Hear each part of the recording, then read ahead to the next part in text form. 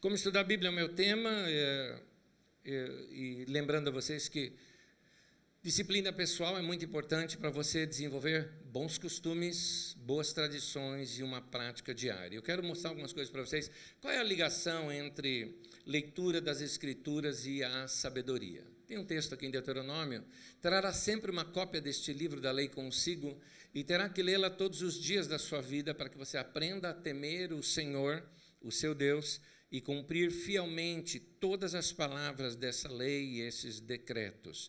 Note, ao você ter tempo com as Escrituras, você aprende a temer ao Senhor. Então, quando nós falamos de temer a Deus, temor do Senhor, ele é a chave da sabedoria. Então, nota, quando nós nos dedicamos às Escrituras, nós aprendemos a temer a Deus. E o nosso temor a Deus vai ser a chave para nós sermos pessoas sábias. Para a gente entender um pouquinho a questão de temor, temer a Deus é mais do que... não é ter medo, é você ter um respeito tão grande, você ama a Deus de tal maneira que você não queria que ficasse um cisco no seu relacionamento com Ele. Você não queria que nada perturbe aquele relacionamento. Isso é o temor. Mas isso também tem um outro nome importante, que é a palavra reverência. Já eu falo sobre reverência. Aqui diz o texto: como pode o jovem manter pura a sua conduta, vivendo de acordo com a tua palavra? Eu guardei no coração a tua palavra para não pecar contra ti. Reverência, eu tento te explicar o que é reverência. Para mim, reverência é a prática de temer a Deus. Isso que é reverência. Eu, por exemplo, tinha uma admiração tão grande pelo meu pai, mas tão grande. Eu detestava quando eu fizesse alguma coisa que meu pai fizesse assim, detestava. Não é porque meu pai era bravo, que meu pai não era aquele cara bravo, que qualquer coisa apanhava, não tinha isso com meu pai, mas é que ele era um cara tão legal, mas tão legal, que eu detestaria deixá-lo chateado. Então, na imagem do meu pai, eu aprendi a ter reverência com relação, por exemplo, aos meus líderes, aos meus pastores, porque meus pais eram reverentes com relação aos seus pastores.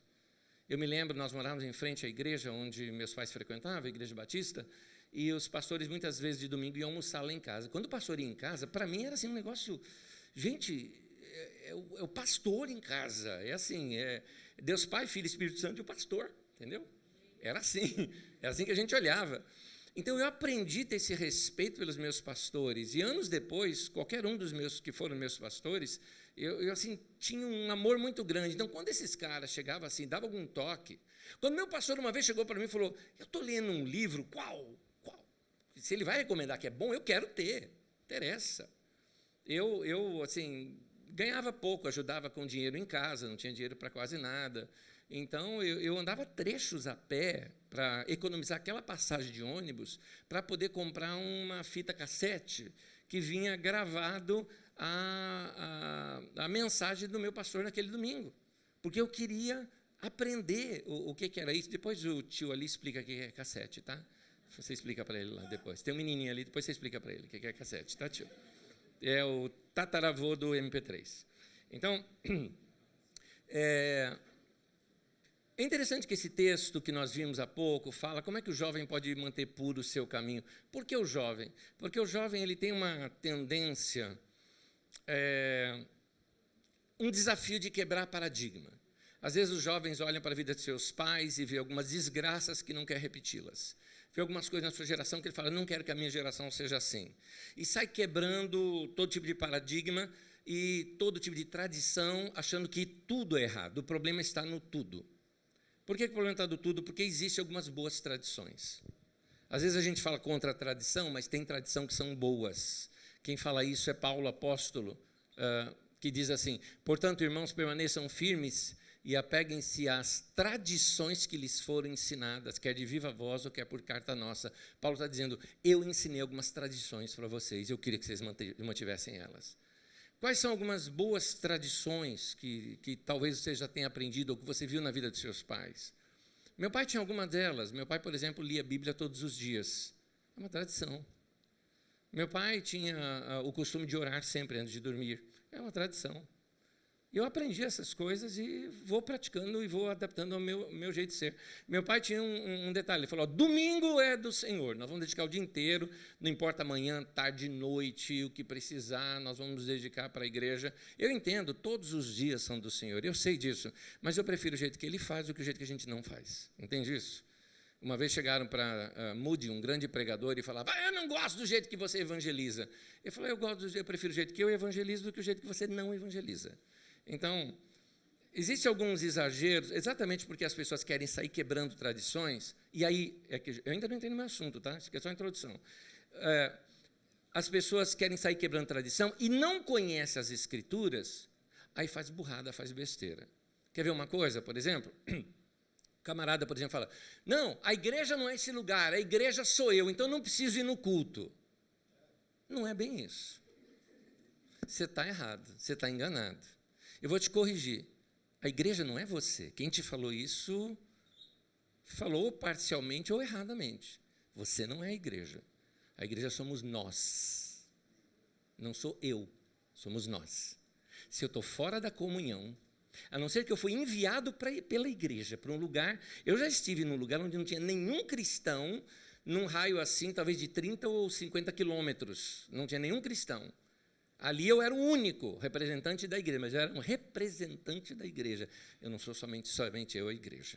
Então, a igreja somos nós. Sem comunhão, sem unidade, não é igreja. Quer ver uma outra coisa? Você sai do culto, por exemplo, domingo à noite, às vezes a gente sai aqui, o nosso culto acaba mais cedo. Então, a gente passa, às vezes, de carro em alguns lugares que de Osasco, está cheio ainda de igreja, tudo mais.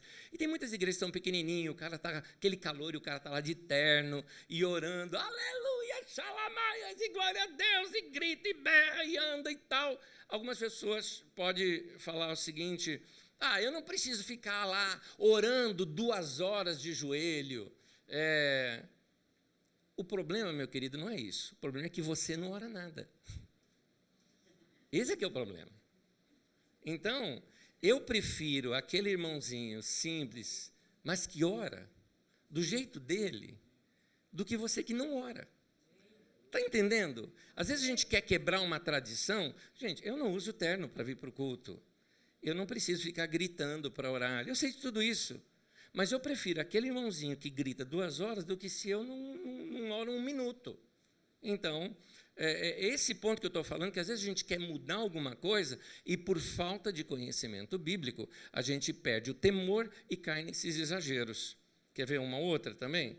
Tem gente que fala assim, esse negócio de intelectualismo não é para crente, né?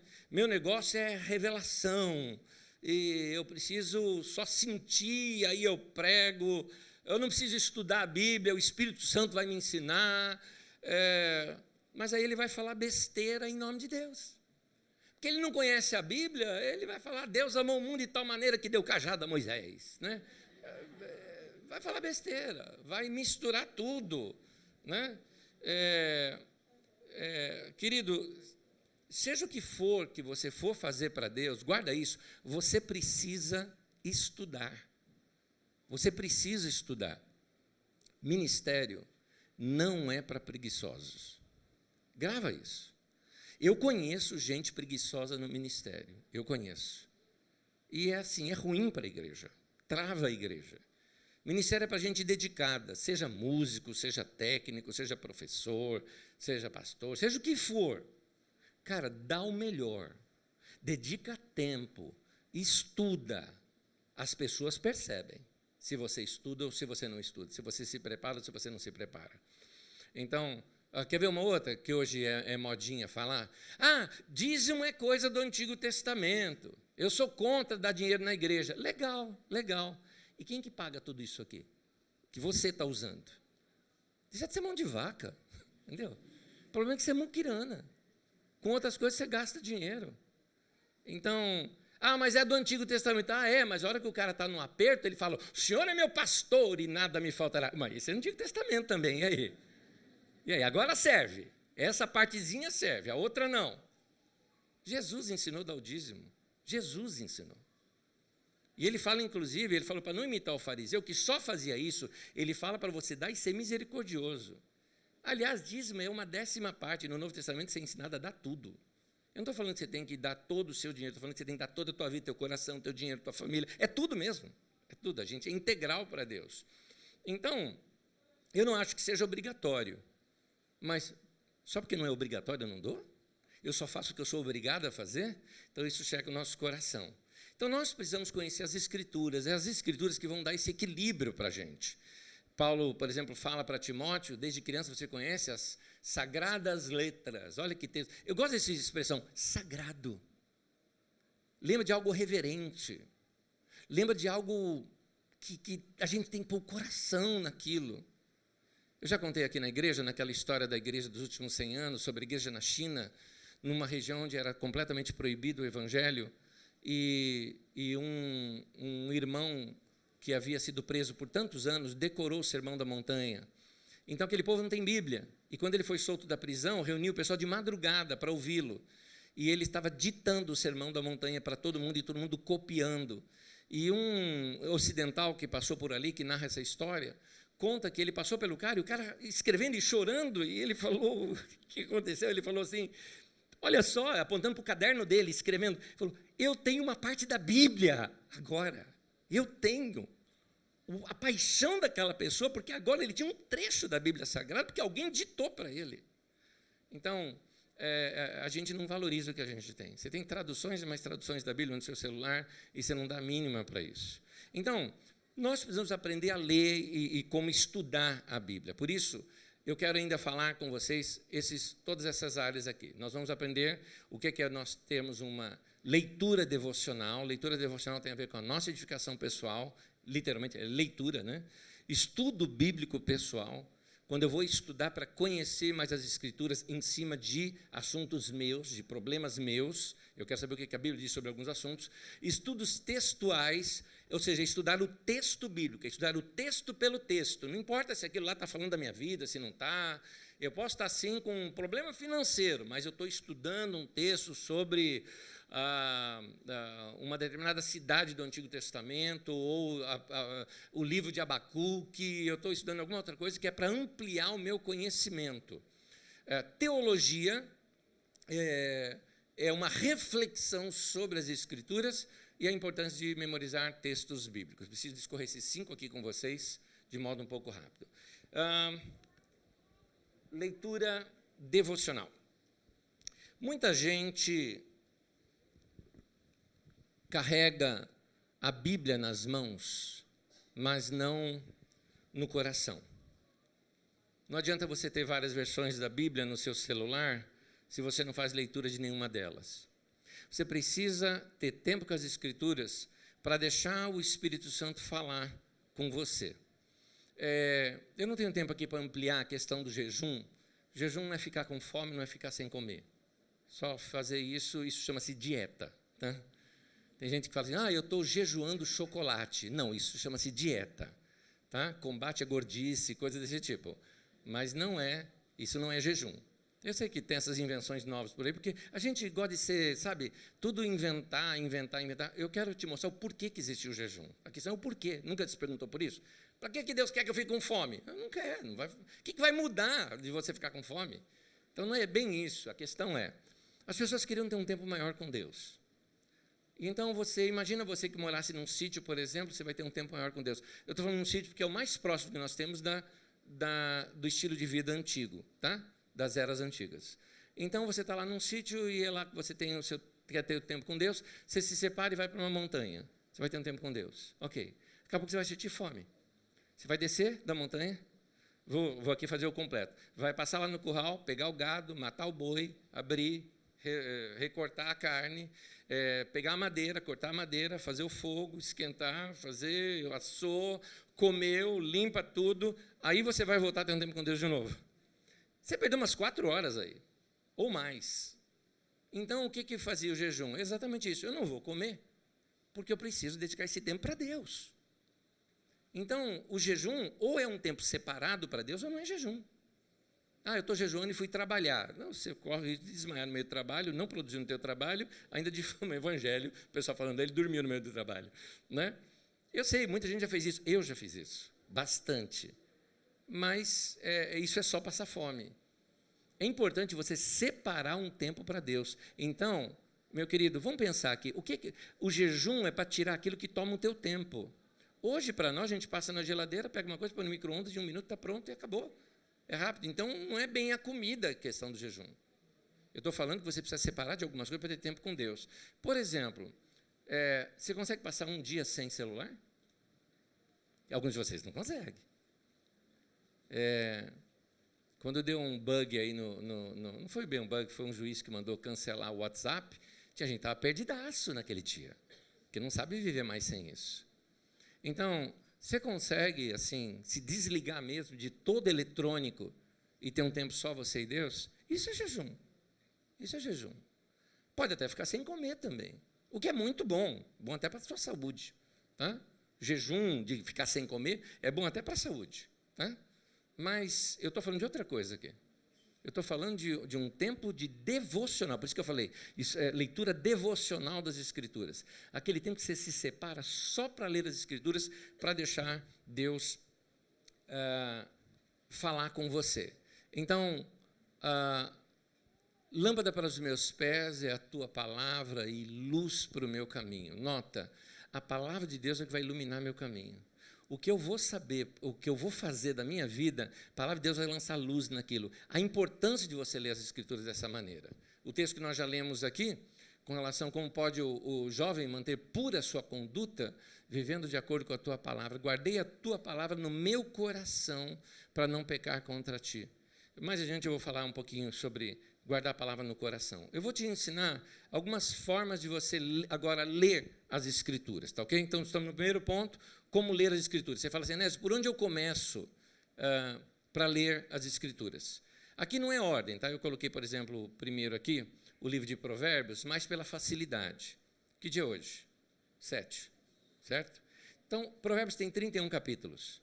Eu pego o capítulo 7, leio ele inteiro, separo um versículo, aquele que eu achei que, caiu em cima, falou comigo, copio, sublinho, marco, faço qualquer coisa, mas eu separo aquele texto para decorá-lo, para lembrar durante o dia. Eu trabalhava num escritório bancário, na área de câmbio de um comércio exterior de um banco. Estou aqui falando entre meus 14 e 15 anos de idade. Eu fazia isso, se fosse o dia de hoje, eu teria lido o provérbio inteiro antes de sair de casa. Detalhe, tá? Levantava 4h30 da manhã, então estou te falando, com sono, é assim mesmo que eu fazia. Tá? Copiava um texto, punha no bolso aquele papel e deixava no bolso. Ao longo do dia, aquela coisa, você está assim, você põe a mão no bolso, opa, o texto, relia o texto. Outro dia, ou outro momento do dia, como é que é o texto? Deixa eu ver se eu sei de cor. Vou falando, tento de cor, não errei, confiro, legal, agora já sei. Igual quando você vai decorando letra de música, eu decorava textos bíblicos assim. Então, isso te dá uma amplitude de conhecimento. Mais em diante, eu vou te mostrar como fazer um estudo bíblico em cima disso. Agora, eu só estou falando de fazer leitura e guardar no coração. Outra coisa também é ler os evangelhos. Ler muitas vezes. Você precisa conhecer sobre Jesus. Estou numa série só sobre Jesus, lá aqui na Carisma. Quando eu estava até batendo um papo com o Dudu, o Eduardo, meu filho, vindo para cá. Dudu. É que ele cresceu, o Dudu ainda parece um negocinho pequenininho, o Eduardo, isso. Então, estava falando com o Eduardo e eu estava dizendo para ele, a igreja hoje não só tem estudado pouco a Bíblia Sagrada, como conhece pouco sobre Jesus. Então, naquele tempo em que eu estava ali aprendendo de Deus, eu evangelizava bastante. Mas quem eu evangelizar para mim não é assim, vamos para o culto, vamos para a igreja. Eu não fazia isso. Evangelizar a pessoa lá fora. Eu discipulava a pessoa. Às vezes, levava 2, 3 meses para trazer a pessoa num culto. Quando ela vinha num culto, ela já tinha lido todos os evangelhos, já sabia orar, já sabia muitas coisas, porque isso chama-se discipulado.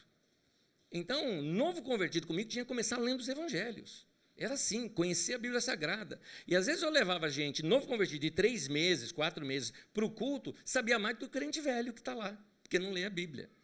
Então, nós precisamos fazer leituras dos evangelhos para conhecer mais sobre Jesus e as Escrituras. Os livros históricos, precisa conhecer a história bíblica.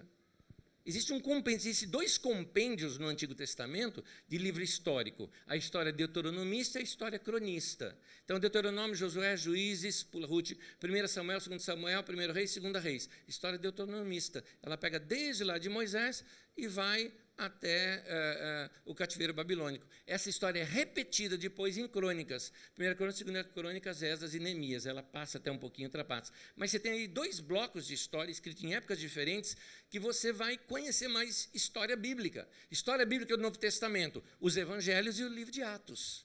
Então, é importante a gente estudar as Escrituras Sagradas. Isso que eu estou falando é leitura, tá? Estudar, eu vou falar agora.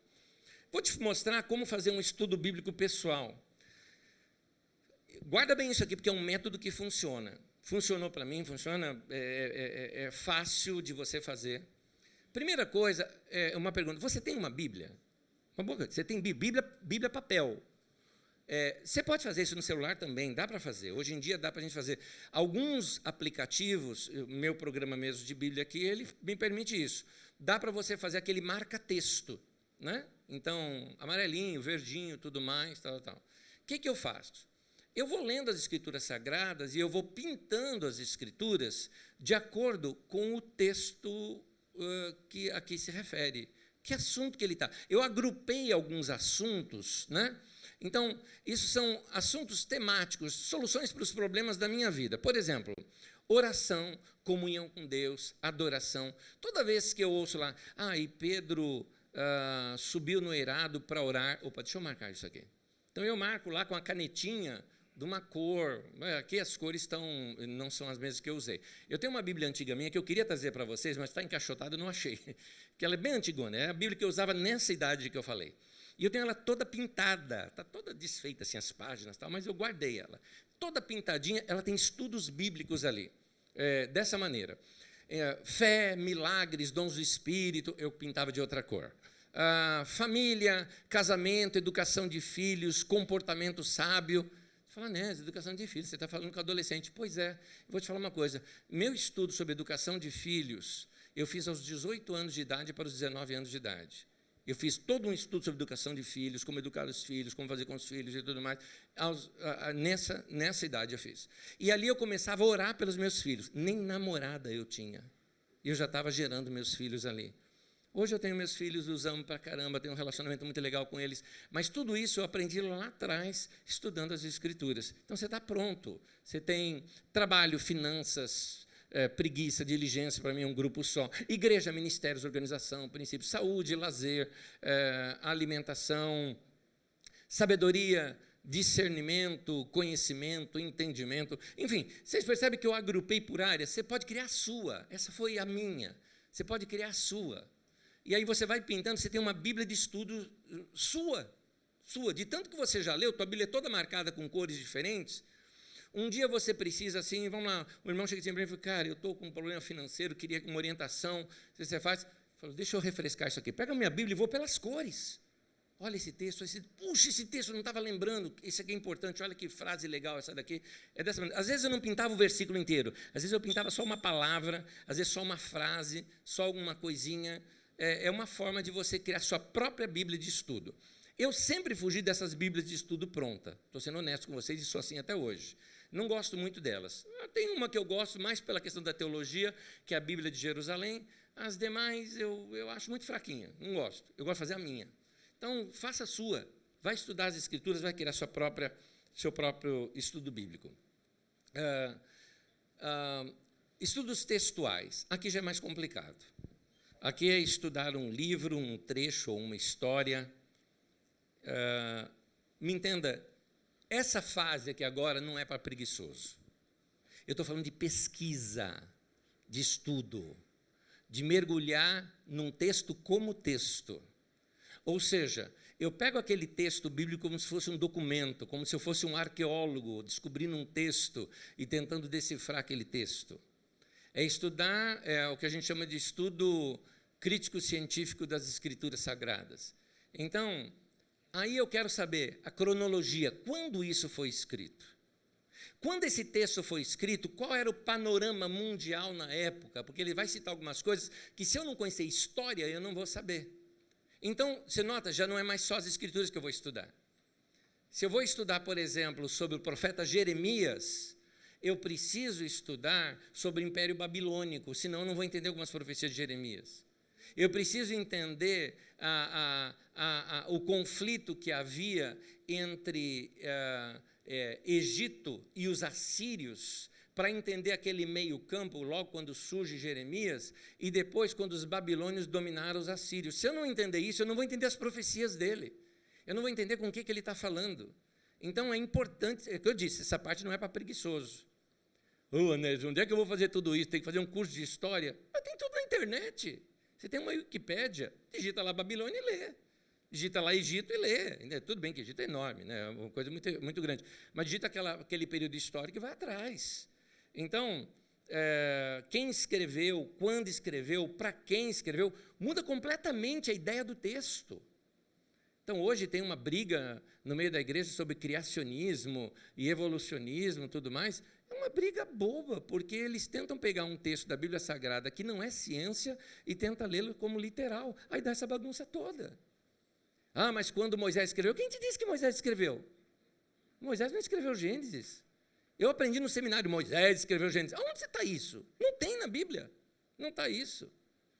Aí que diferença faz? Bastante. Porque aí, quando eu sei quando o texto foi escrito, eu começo a entender o que ele escreveu, para quem ele escreveu, o que ele queria dizer com aquilo. E como é que você sabe que não foi Moisés que escreveu? Simples, você lê lá no Éden, tinha 4 rios, um deles saía como para as terras da Assíria. O Império Assírio é de 800 a.C. Moisés já tinha morrido há muito tempo, Moisés é 1200 a.C. Então, não foi Moisés que escreveu, como é que ele ia dizer? No texto de Gênesis fala assim, porque naquele tempo ainda não havia reis em Israel.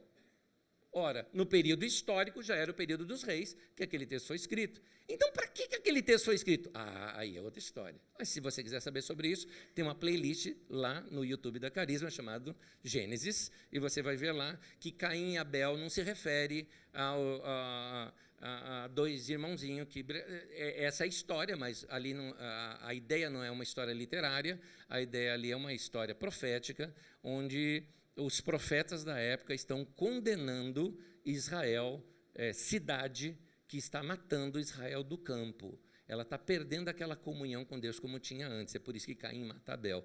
Você vai ver lá, Caim e Abel estuda e você vai entender melhor. Anésio, como é que você chega nessas escrituras, nessas conclusões? Com as ferramentas que você usa. Eu vou te mostrar algumas interessantes. Um dos meus professores me doou um livro que me... Ih, agora não está indo aqui, peraí. Deixa eu tentar. Aham. Strong's, uma concordância exaustiva da Bíblia. Aqui está em inglês. Eu pus esse de propósito, que era o livrão mesmo que eu tinha, dessa grossura, tal, um livro difícil, né, todo em inglês, tal. Pois é, existe em português, no celular, que você pode pegar uma tradução, por exemplo, eu tenho a tradução de Almeida com Strong's no meu computador, no meu celular, onde você clica numa palavra, ela abre o dicionário Strong's em português e te ensina o que é aquela palavra no texto original. O que isso nos ajuda? Nos ajuda, às vezes, a interpretar alguns textos bíblicos. Por exemplo, quando se fala, Jesus, quando nasceu, não tinha lugar na hospedaria. Então, o que a gente ensina? A gente ensina que Jesus, né, José e Maria chegaram lá e bateram no hotelzinho da cidade, na hospedaria da cidade, não tinha lugar. Aí vai para um outro lugar e não tem lugar e tudo mais. E não é essa a história que está dizendo. A palavra hospedaria ali, ela só está mal traduzida. Ali é quarto de hóspedes. Na casa para onde eles foram, o quarto de hóspedes já estava cheio. Então, eles ficaram onde? Ficaram no quarto principal da casa. É isso. Jesus não nasceu num estábulo. Onde é que você viu isso? Na Bíblia. Você viu em filme americano, em desenho americano, mas não tem na Bíblia. Isso é falta do quê? De estudo. A gente gosta de pegar coisa pronta que os outros já disseram. Vai atrás, vai estudar, vai ver. Aqui você tira essas dúvidas. Isso tem. Se você procurar, então, Bíblia com anotações de Strong's, você vai achar. Eu tenho uma que é da do Almeida corrigida, a Almeida atualizada, com a tradução de Strong. Concordância bíblica é o seguinte, onde essa palavra aparece em outras partes. Fica interessante. Agora, uma coisa é você fazer uma concordância bíblica da língua portuguesa, outra é você fazer do texto original. Quando você faz do texto original, eu pego aquela mesma palavra, por exemplo, essa mesma palavra que está lá escrito hospedaria, eu pego essa palavra katalima, por exemplo, eu clico nela, vejo e peço para ele. Essa é uma palavra grega. Onde no Novo Testamento essa palavra aparece de novo? Concordância Strongs. Aí ela me mostra, por exemplo, que quando Jesus foi fazer a última ceia, que mandou reservar aquele quarto, aquele lugar era o katalima. Então, não está falando de uma hospedaria, de um hotelzinho da cidade. Está falando de um quarto de visita que existia nas casas antigas. Pronto. A gente já mudou o panorama de interpretação bíblica. Emendo nisso, outra importância para você fazer um bom estudo, língua portuguesa. É importante, porque se você não entende bem a língua portuguesa, você comete coisas absurdas. Você digita no YouTube, por exemplo, fantástico pastor adultério. Digita isso. Alguns de vocês já sabem do que eu estou falando, vocês já viram. O cara chegou e adulterou com uma mulher na igreja, porque disse que Deus falou isso com ele. E ele mostrou para o jornalista, falou, porque está aqui no texto de Oséias, vai, toma a mulher, adultera. Aí o jornalista falou, senhor, aqui tem um acento. Não é toma uma mulher, adúltera. O cara na hora assim, agora que já fez tudo, que já tinha filho e tudo mais, entende o que? Eu vi uma pregação. O cara chega assim, ele leu no livro de Atos, ali no Atos capítulo 1, né? E Jesus foi, segundo aquela tradução, né, acho que é a Almeida Antiga, foi assunto aos céus. Assunto vem de assunção, de subiu aos céus, ok? É isso que a língua portuguesa mostra. Mas ele entendeu o assunto de outra maneira. E ele começou a pregar. Jesus era o assunto no céu, aleluia. Quando ele chegou, todos falavam dele. Você também, meu irmão, precisa causar impacto e tal. Pô, legal a pregação do cara, mas o texto está totalmente errado. Daí por diante, entenda, é bom dar uma checada. Agora você fala, então eu preciso comprar um livrão desse. Não, pus o livrão para te assustar. Gente, pergunte ao oráculo. O grande oráculo chamado Google. Ele te responde tudo, entendeu? Digita ali a palavra, ele vai te dar o significado, pronto, você resolveu. Tem dúvida? Faz isso. Por favor, até quando você for escrever, tem dúvida, não custa nada, tá? Porque as pessoas hoje virou moda, tão moda escrever errado, que até o ministro da Educação escreve errado, né? Por isso que eu chamo ele de ministro da Educação com 2 S's, né? Então, vamos lá. Ferramentas para você escavar o texto. Por que eu coloquei esses livrinhos aqui? Porque eles são fáceis, são práticos, são pequenos, para você mergulhar num texto bíblico. A maioria deles tem aqui na nossa livraria da Carisma. Detalhe, isso aqui é de uma editora católica, tá? Alguém fala, da editora católica, porque nós temos bons biblistas na igreja católica também. Então, esses textos são muito bons, ele mergulha no texto bíblico. Por que eu digo que esses aqui são bons? Porque ele vai ler o texto bíblico, não para interpretar o texto para você, mas para fazer você entender o texto, ou seja, o texto dentro do seu contexto. Ele vai falar quem é o cara, o fator histórico, o fator social, o fator econômico do tempo. Ele vai tratar aquele texto como se fosse um documento, como se fosse um historiador pegando um documento sem tique religioso e vai ler aquele documento e interpretá-lo para nós, o documento, para depois nós buscarmos a revelação em cima. Então, isso aqui é para estudo bíblico, quando você quer se dedicar a um texto direto. Uma outra ferramenta, para mim, leitura obrigatória para quem quiser entender história bíblica. História do povo de Deus, livro-texto na nossa escola de ministérios, tem aqui na nossa livraria, aqui na Carisma também. Eu coloquei aqui as 2 versões dele, tá? São capas diferentes, todas são feias, mas o livro é muito bom. Tá? O livro é muito bom. A Paulus é assim, uma editora muito boa, mas com capas horríveis. Mas o livro é muito bom. Ele vai contar a história do povo de Deus, só que contada. Só que ele vai contar com uma ideia de um historiador contando. Então, você pega muito mais detalhes ali. Agora, se você quer se aprofundar também em algumas áreas, e tem um cara que eu gosto muito, chamado Kenneth Bailey. Kenneth Bailey é um irmão presbiteriano em que ele morou muitos anos no Oriente Médio, coisa de 15, 20 anos que ele morou no Oriente Médio. Então, ele faz uma leitura dos textos diferente do nosso. Porque nós, por exemplo, quando você imagina, por exemplo, Jesus foi num casamento, você imagina, a igreja, mulher de noivo, o noivo esperando lá na frente. Não tem nada disso no Oriente Médio. Você não vai entender a parábola das 10 virgens, por exemplo. Eu contando a parábola das 10 virgens, uma pessoa chegou para mim e falou, eu sempre li essa parábola e ficava pensando, era muçulmano, o cara, 10 virgens. Eu falei, pensamos totalmente errado. Ali, como é que era o processo do casamento, como é que era feito. Kenneth Bailey, então, ele pega as parábolas de Lucas, ou Jesus pela ótica do Oriente Médio. Interessante, hein? Eu ia citar aqui para vocês, que é um livro que eu uso bastante, eu não sabia que já existia em português esse livro. E aí, a hora que eu achei, eu falei, legal, já vou mostrar para vocês, vale a pena. Agora, é livro difícil de ler, é livro de estudo. Ele vai pegar as parábolas de Jesus e vai dividi-la em versos, para você começar a entendê-la daquela maneira e como que era feito os discursos naquele tempo. O cara é muito bom, Kenneth Bailey. Está aqui. Como eu te disse, essa aqui não é para preguiçoso. É para cara que vai dedicar horas e horas de estudo para poder compreender um pouco mais. Eu vou ser mais rápido agora para o final. Teologia. Sobre teologia, eu preciso orientar algumas coisas para vocês. Nós temos um perigo na igreja, eu chamo de perigo do fundamentalismo. Para mim, o fundamentalista está estragando a igreja evangélica no mundo, esse pensamento fundamentalista. O fundamentalismo, para você entendê-lo, eu preciso trazer um pouquinho, essa ótica colonialista dos europeus. A maioria das nossas escolas de teologia, o Brasil foi colonizado pelos europeus ou norte-americanos na questão evangélica. Então, toda a teologia que nós temos, ela parte de um ponto de vista europeu ou norte-americano, que são colonialistas. Aliás, o que isso muda? Muda completamente a ótica que você está olhando. Eu citei isso com o pessoal que estava lá no sertão aquele dia, deu para vocês entenderem. Você pega um cara, por exemplo, Salomão, pega na ótica do europeu, Salomão é o cara. O cara era rico, o europeu gosta disso, construiu muito, o cara era um diplomata. Então o europeu idolatra Salomão. E eu digo, Salomão era um sábio e louco ao mesmo tempo. Porque, se você pegar numa perspectiva latino-americana, ou dos países colonizados, como África e América do Sul, você vai perguntar assim, tá legal, o cara construiu, com que dinheiro? Aí você vai ver que o povo tinha que dar impostos altíssimos. Foi tão alto que, quando Salomão morreu, o que eles queriam era que diminuísse os impostos lá, que era o acordo que eles queriam fazer com o filho de Salomão.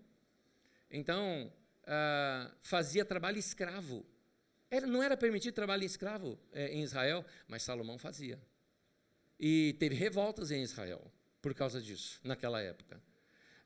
Por um mês, você tinha que doar os seus filhos para trabalhar de graça para o rei.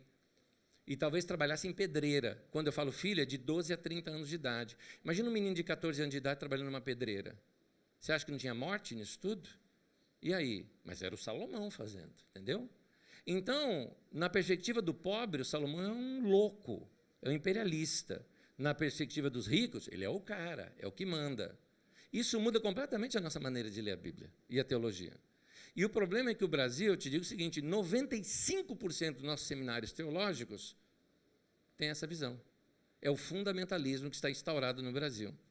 É por isso que você vê essa situação política e econômica no Brasil e esse casamento da igreja com a política, que para mim está sendo um grande adultério, que a igreja vai pagar caro pelo que está fazendo nesse tempo no Brasil. Então, isso atrapalha bastante. Então, nós temos que entender que existe uma teologia europeia e existe uma teologia latino-americana. Quer uma recomendação minha? Um filme chamado Os Dois Papas. Assiste. Vai lá, assiste. O pastor recomendando assistir sobre o Papa. Qual o problema? Qual o problema? Meu irmão na fé, ele só tem uma fé diferente de mim, algumas práticas diferentes da minha. Né? Então, para você ter uma ideia, nós sempre temos parceiros de oração. E temos sempre um pastor sobre nós. O pastor que está sobre a minha vida chama-se Jamé Nobre, ele é aqui de Jundiaí. O pastor que está sobre a vida do Jamé Nobre é Jorge Mitian, que é lá da Argentina. Que o parceiro de oração do Jorge Mitian é Jorge Bergoglio, que hoje é Papa Francisco. Então, você vê aí a nossa proximidade nesse sentido de ideias. Eu gosto demais daquele cara. E ali você vai ver a teologia europeia, no Ratzinger, e a teologia latino-americana, no Francisco. Então, eu não estou aqui defendendo algumas questões de catolicismo, eu não estou defendendo nada disso, só estou dizendo que é legal você ver esse que eu estou te falando aqui. Nós precisaríamos fazer uma coisa dessa evangélica. Aí você ia ver, por exemplo, as teologias norte-americanas contrastadas com René Padilha, por exemplo, que é um teólogo latino-americano. Então, você vai ver diferenças grandes. E, por fim, vou terminar com isso aqui. A importância de se memorizar textos bíblicos. Quantos textos você sabe de cor? É uma boa pergunta. Se não tivesse mais Bíblia no mundo e a gente fosse reescrever a Bíblia Sagrada, baseado no que esse povo aqui sabe da Bíblia Sagrada, quanto que a gente teria? É interessante isso. Eu, como participei na escola dominical, na igreja, a gente decorava textos bíblicos já na escola dominical. Na escola dominical, me ensinaram que a gente precisava decorar a ordem dos textos bíblicos. Se eu te desse Bíblia na mão, papel, sem ser do celular, e falasse para você, abra em Obadias, talvez daqui a 10 minutos você encontraria. Por quê? Porque não sabem sequer a ordem dos textos da Bíblia de cor. Não sabe quantos livros tem. Conhecer a Bíblia como Bíblia é importante. Saber textos bíblicos de cor pode te ajudar muito. Lembra que naquele texto disse, como o jovem pode guardar por o seu caminho? Diz, guardei a tua palavra no meu coração para não pecar contra ti. Quando você abre o livro de Atos, você vê Pedro pregando. Você viu quantos textos bíblicos ele cita? E ele não estava com um rolo ali abrindo, né, para ler com o povo. Ele falava de cor aquilo. Você percebeu nas pregações de Paulo quantos textos bíblicos ele cita? É de cor, não é procurando no texto. Então, quanto que você sabe das Escrituras? Existe uma coisa que essa geração tem desaprendido bastante, que é cantar as Escrituras. As letras dos nossos cantos estão muito parecidas, muito igual, mais do mesmo. Então, mas não se canta texto das Escrituras Sagradas. Muitos textos das Escrituras Sagradas eu sei de cor porque eu cantei. Então, você vai pegar cânticos antigos, você vai pegar álbuns antigos de música. Eu não estou falando que você tem que recitar aquelas músicas, porque elas já estão ultrapassadas, mas que elas fizeram bem para a sua geração, fizeram muito bem. Então, eu vou terminar dizendo o seguinte, eu vou te falar a eficácia de saber texto bíblico de cor, na prática. Eu tinha saído de um casamento em São Paulo, ali no Ibirapuera, passando uma ruazinha de mão única, um carro na minha frente andando bem devagar e eu atrás dele, esperando, né? Bem devagar, atrás não tinha, mão única. Já tinha feito casamento, estava tranquilo, indo para casa, de boa. Chegou um outro atrás de mim também, o da frente parou, o de trás abriu a porta, desceu, apontaram a arma para mim e falou, você vai dar uma carona. Eu falei, bem-vindo, fica aí. Entra aí, mano, nós. Que é Corinthians, estou acostumado com essas coisas. Não tem por que desesperar. Eu vi que os caras entraram nervosos, eu falei, ou eu descontraio esses caras, ou esse cara, no nervoso dele, vai atirar em mim. Estava tão nervoso o cara, deu para notar que ele era iniciante. Um deles, que estava com a arma na mão. Não, porque o cara que não é iniciante, segura e tal. Aquele lá não, ele estava assim. Né? Eu falei, esse cara vai disparar essa arma.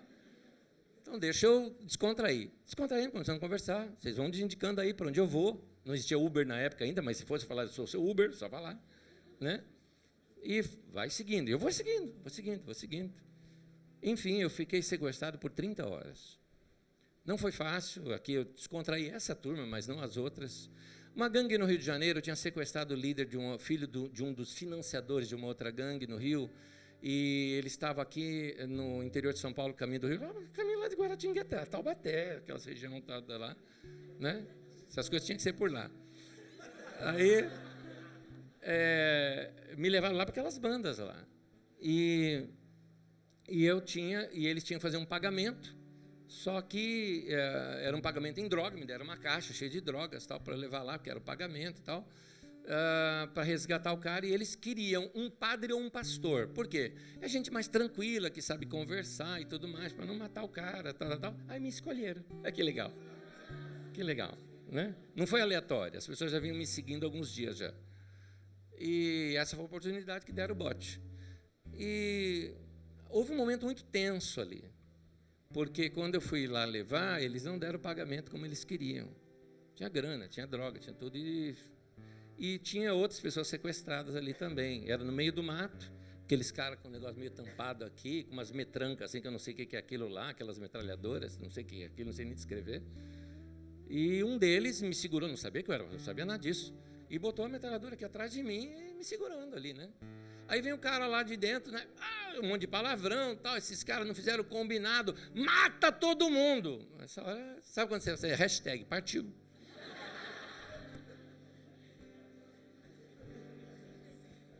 Nesse tempo todo, havia 2 textos bíblicos que estavam na minha mente e no meu coração. Esperei confiantemente pelo Senhor, e Ele se inclinou para mim e ouviu quando eu clamei por socorro. Eu tinha que esperar em Deus. E um outro texto que ficava muito claro na minha mente era: não morrerei, antes viverei e contarei as obras do Senhor. Esse texto está se cumprindo hoje aqui para você. Eu não morri, estou vivo e estou contando. Naquele momento que o cara fez isso, eu virei para o cara que estava me segurando, eu falei assim para ele, cara, eu não sei de nada do que está acontecendo aqui, eu também fui sequestrado para trazer isso, eu sou pastor. A hora que eu falei isso, o cara pegou, me largou assim. Pastor, isso aqui é coisa do meu pai e da minha mãe. Eles são da Assembleia de Deus, eles oram por mim. Eu amo os irmãos da Assembleia até hoje. Esse cara era um chefe, eu não sabia. Ninguém vai fazer, claro que é outros palavrões, né? Mas ninguém vai fazer coisa nenhuma aqui, tirou, ninguém faz nada, ninguém vai tocar, esse cara aqui ninguém vai tocar nele. Eu falei, obrigado, isso aí, mano. Tô dentro, é nóis. Gente, era tenso, estou brincando aqui, mas era tenso. Resgatou o cara, saí com o cara, gostou muito. O irmão dele, que era o que estava tremendo no carro, era irmão dele. Por isso que ele era novato, não entendia nada daquilo. Eles eram de uma família rica que sustentava aquilo lá. Ele trouxe roupa para o irmão, deu para mim a roupa. Eu voltei com a roupa do cara. Enfim, o que eu quero te dizer é que você, quando decora textos bíblicos, em momentos que você precisa, ele vai vir no teu coração ali, e a fé vem pelo ouvir a palavra de Deus. Mas você quer ter fé se você não tem palavra de Deus? Então vai ler as Escrituras, vai estudar as Escrituras, vai se aprofundar nas Escrituras. Fuge de teologia barata, vai ler a fundo e vai decorar textos bíblicos. É o texto que eu queria te passar aqui hoje. Quero orar com você.